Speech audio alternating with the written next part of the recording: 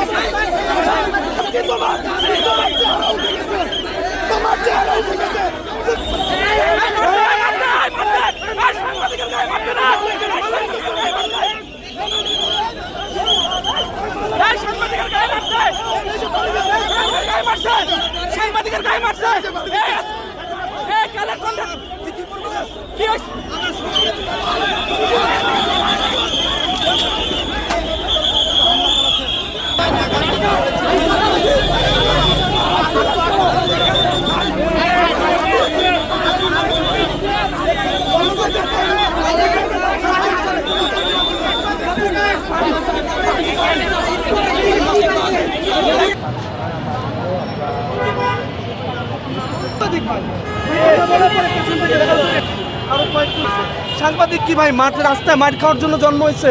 আমি একজন গ্রাজুয়েট ছেলে, আমি কি রাস্তায় কনস্টেবলের হাতে মার খাওয়ার জন্য সাংবাদিকতা পেশে আসি নাই তো ভাই।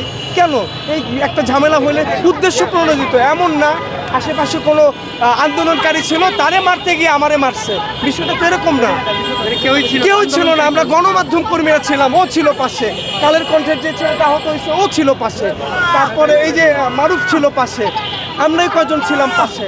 আমাদেরকে উদ্দেশ্য প্রণোদিত ভাবে মারছে ভাই। যখন বলছি ভাই মারতেছেন কেন, তখন তাদের বাড়ির এবং ধাক্কার স্পিড বেড়ে গেছে। আবার প্রশ্ন করে তুই কেডা? এটি তো ভাই, আমরা তো সাংবাদিক, আমার গলায় তো একটা কার্ড আছে ভাই, আমার হাতে একটা মাইক্রোফোন আছে, ঘুম আছে ভাই, আমরা তো সাংবাদিক। এইভাবে কি সাংবাদিকরা মাইর খাবো আমরা রাস্তাঘাটে? আমার হাতে বাড়ি লেগেছিল। আর আসলে আজকে তো এখানে সচিবালয়ের একেবারে প্রেস ক্লাবের সামনে শিক্ষকরা শান্তিপূর্ণ আন্দোলন করছিলেন, এর মধ্যে কিন্তু লাঠিচার্জ হয়।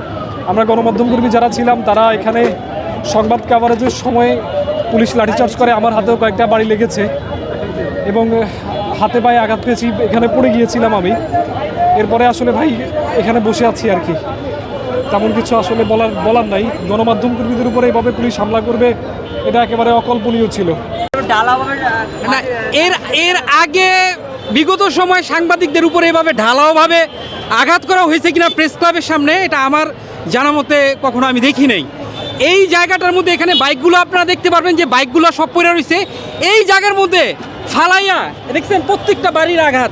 আমাদের যারা সহকর্মী আছে, আমার যে সাথে আরও যে সহকর্মী আছে, তার মাথায় বাড়ি পড়ছে, তার পায়ে বাড়ি পড়ছে, আর আমার পুরা